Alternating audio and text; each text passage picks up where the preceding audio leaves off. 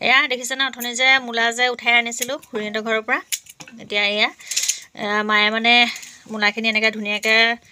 বাকলি চাকলি গুচাই পানীত ধুনীয়াকৈ এনেকৈ ভিজাই থৈছে যদিও তাতে কিবা লেতেৰা চেতেৰা আছে যাবলৈ এয়া আমি মূলাখিনি আচাৰ বনাবলৈ আনিছিলোঁ যদি আপোনালোকে কোনোবাই মূলাৰ আচাৰ ধৰ নাজানে বনাবলৈ তেতিয়াহ'লে আপোনালোকে চাই ল'ব ধুনীয়াকৈ ভিডিঅ'টো এয়া ধুনীয়াকৈ গুচাই মেলি এনেকৈ সৰু সৰুকৈ কুটি লৈছে কুটি লোৱাৰ পিছতে ইয়াতে আৰু বাকী তাৰপিছত কি কৰিবলগীয়া হয় মই ধুনীয়াকৈ দেখাই দিম আৰু এইটো মূলা আচাৰ খাবলৈ খুব ধুনীয়া লাগে আমি যেতিয়াই এনেকৈ মূলা হয় তেতিয়াই আচাৰ বনাওঁ আৰু ধুনীয়াকৈ আচাৰ বনাই মায়ে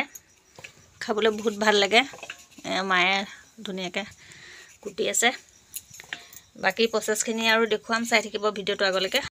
আপোনালোকক যে মূলাৰ আচাৰ কেনেকৈ বনাই দেখুৱাম বুলি যে কৈছিলোঁ ভিডিঅ'টো মূলা কাটি থকাখিনিলৈকে দেখিলে বাকী এতিয়া কালি ধুনীয়াকৈ কাটি মেলি মায়ে থৈ দিলে আৰু ভিডিঅ' বনোৱা নহ'ল আপোনালোকক দেখুওৱা নহ'ল গতিকে এতিয়া গোটেই মানে ফাইনেলি চাংগৈ বলক একদম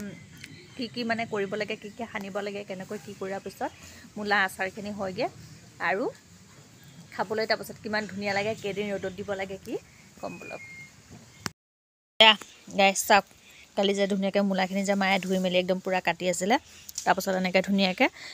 মূলাখিনি টুকি লৈ পিনে চালনী এতিয়া চাওক অকণমান হালধি আৰু ইয়াতে সোৱাদ অনুসৰি নিমখটো সানি থৈছে আৰু এয়া বেছিদিন ৰ'দত শুকাব নালাগে